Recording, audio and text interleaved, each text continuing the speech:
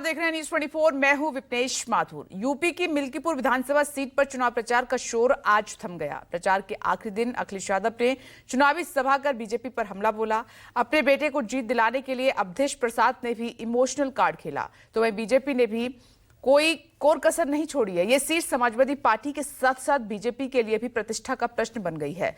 खासकर अयोध्या में राम मंदिर निर्माण के बाद लोकसभा चुनाव में मिली हार को बीजेपी पचा नहीं पाई, इसलिए योगी आदित्यनाथ ने भी एड़ी चोटी का जोर लगा दिया है। 5 फरवरी को तय हो जाएगा कि मिल्कीपुर के महाभारत में जनता किस पर भरोसा करती है।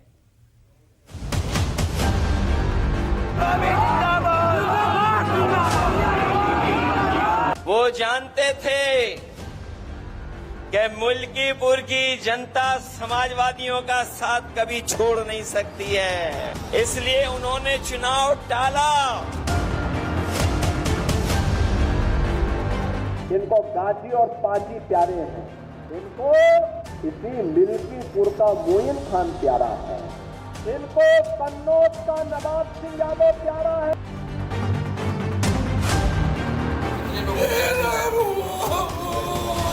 हिंदुओं को आपने न्याय दिलाया है, फिर न्याय मिलेगा। आपने बड़े से बड़े मामले दिलाया, लेकिन ये तो इतिहास का सबसे। मिल्कीपुर विधानसभा उपचुनाव प्रचार के आखिरी दिन जब सपा के स्वघोषित और तथाकथित अयोध्या के राजा अवधेश प्रसाद जब मंच पर आए तो उनका गला रुंध गया।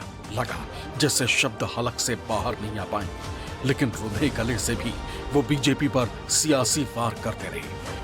एक एक कर योगी आदित्यनाथ और केंद्र सरकार पर हमला बोलते रहे।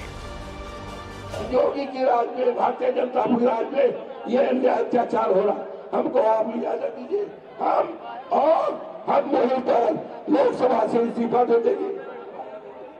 हमारा मन दुखित है, हमारा मन दुखित है, हमारा मन दुखित है, हमारा मन दुखित है। हम फांसी समाज के हैं, इसलिए मुझे अपमानित किया जा रहा है। हमने अपमान नहीं किया किसी का, हमने सेवा किया है, ईमानदारी किया है। हिंदुस्तान में मेरे पाया हमने कभी घूस नहीं लिया है। हमारे बेटे हैं, हम चाहते हैं तो उसको डिप्टी कलेक्टर बना देते। एक बेटा है, हमने नहीं किया। ये मेरा जीत है, ये आपका कार्यकर्ता है, अनेक मीडिया का कार्यकर्ता है। सपा की रैली में अवधेश प्रसाद का ये रुदन सियासी नफे के लिए फेंका गया आखिरी पासा है, जिसमें वो अपनी जाति का रोना भी रो रहे हैं। सोमवार को चुनाव प्रचार थमने से पहले समाजवादी पार्टी ने मिल्कीपुर के किसान इंटर कॉलेज मैदान में चुनावी सभा की। समाजवादी पार्टी के कद्दावर नेताओं से लेकर आम कार्यकर्ता तक अखिलेश यादव को सुनने पहुंचे। मिल्कीपुर का चुनाव तो है ही है, नहीं चुनौती भी है। ये चुनाव जनता बनाम शासन होने जा रहा है। ये चुनाव मतदाताओं में और प्रशासन के बीच में चुनाव होने जा रहा है। ये चुनाव न केवल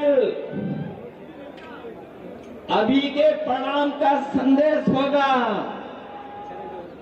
बल्कि आने वाले समय में राजनीति क्या दिशा हो उसका भी परिणाम, उसका भी संदेश मिल्कीपुर से जाने वाला है।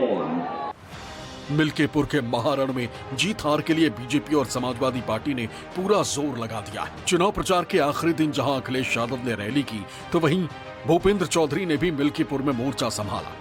दोनों की पार्टियां अपने अपने दावे कर रही हैं।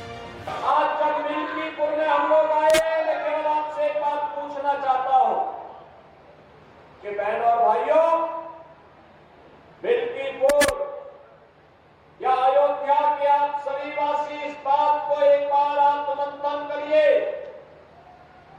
2014 के पहले का अयोध्या, 2014 के बाद का अयोध्या, या 2017 के पहले का अयोध्या और 2017 के बाद का अयोध्या,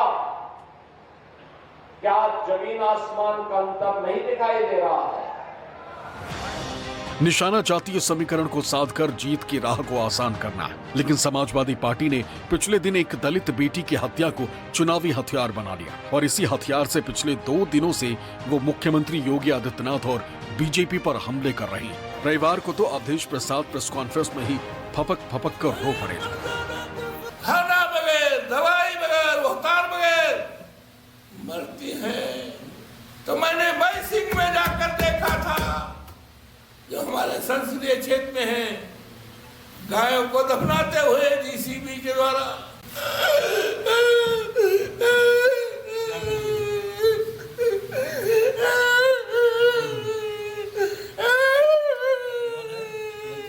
अब मेरा दिल नहीं कहता, मेरा दिल नहीं कहता।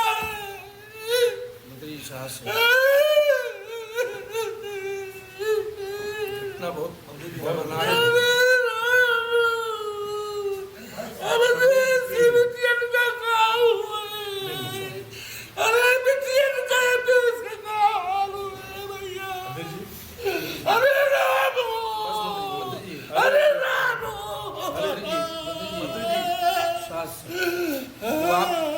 आप उसकी लड़ाई लड़िए, लड़ाई लड़ी जाएगी, सब लोग साथ। उस लड़ाई को आप लड़ेंगे, उसको न्याय उसके परिवार दिलाया जाएगा। हमें जाने दो दिल्ली, लोकसभा में जाने दो। मोदी के सामने हम बात रखेंगे, न्याय न मिला तो हम इस्तीफा दे देंगे, लोकसभा से हम इस्तीफा दे देंगे। अवधेश प्रसाद की आंखों से झरझर बह रहे आंसू दर्द की दास्तां कह रहे हैं या फिर वोटों का गणित बिठा रहे हैं।